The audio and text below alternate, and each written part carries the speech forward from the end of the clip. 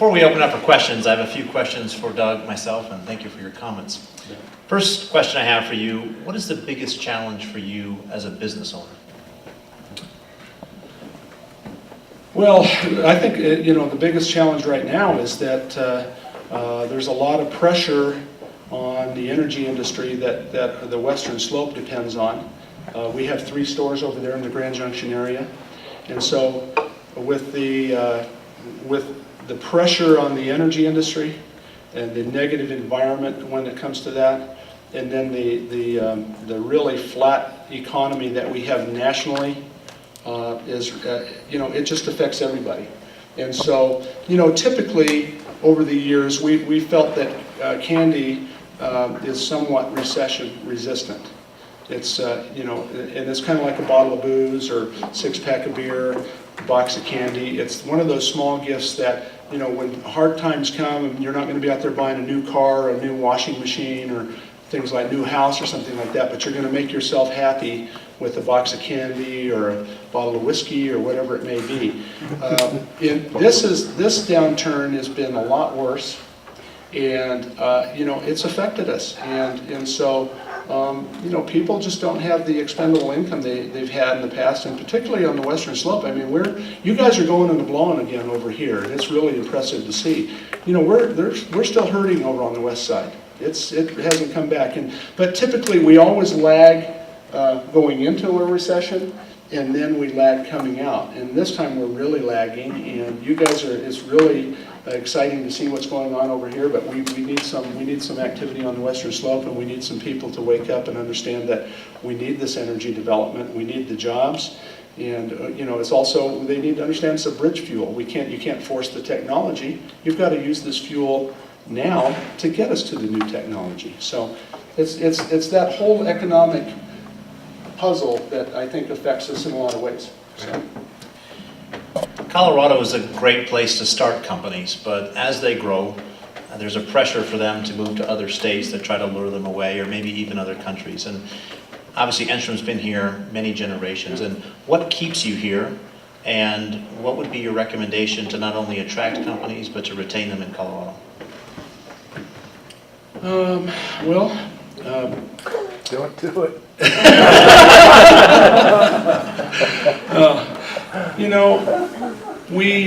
There's a lot of history and a lot of tradition. We're an icon business in Western Colorado, and we've spent a lot of time and done a lot of hard work importing money over there and supporting our community and stuff over there. So we are really tied very closely to Grand Junction. There's an art. We're very famous for art on the corner. If you've been over to Grand Junction in recent years, there's up and down the business core downtown on Main Street and what have you. There's wonderful art, and we call it art on the corner. Well, the Art on the Corner committee came up with an idea to do what they call a Legends project. And so they're doing all the city fathers, and they're doing business entrepreneurs and the sisters that started St. Mary's Hospital in Grand Junction, et cetera. Well, we're being honored in September with a 1 1/4 life-size statue of Chet and Bernie downtown for Chet and Bernie's involvement in the community and the candy company and everything. So we have those ties, and that's an emotional thing. And so we're gonna continue to operate in Grand Junction. But we have ties in Denver now too. So as we expand, would we have a satellite facility over here and expand over this way? There's one of the secret ingredients in our product here is something that Colorado is one of the few states that has it, and it's altitude. And so at altitude we can cook a very nice fluffy toffee, and it's and so that's one of the secret ingredients, if you will. So. Our stakes are down in Colorado. We're not leaving. We're going to participate in Grand Junction, and we may increase our presence on the Front Range as time goes on. I love your concept about the legacy of community service, and as a business owner, that's one of the great blessings, is to be able to give back and have a positive impact in the community. I'm a big believer that most people want to give, but may not know how to give. It's a learned trait like anything else, or they don't want to be taken advantage of. And maybe you could share just some of your insights to encourage others about the blessing of giving and maybe how they could get started, or some lessons maybe that you've learned. You know, we think, I'll tell you, no, we're kind of like at Main in downtown Grand Junction. And we don't send anybody away empty-handed. They're either going to get cash, they're going to get some expertise, we're going to participate, we'll go out and ring doorbells and knock on doors and raise money. Or at the very least, they're going to get candy for their silent auction, whatever it may be. Nobody gets turned away.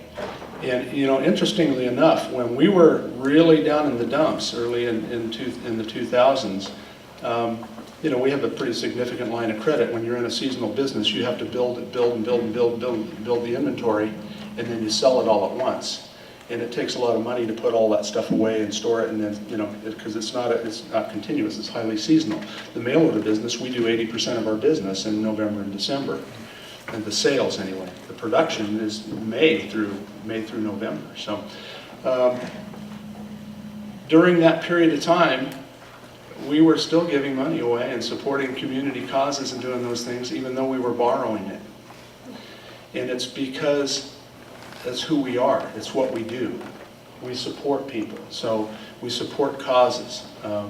And whether it's lending your expertise sitting on a board and or at the same time funding things out, asking other people to join you and leading by example, it's just what we do. And it's the right thing to do. As you know, it's called compassionate conservatism. We're kind of a conservative bunch, but you know, we put our money where our mouth is, and it's important.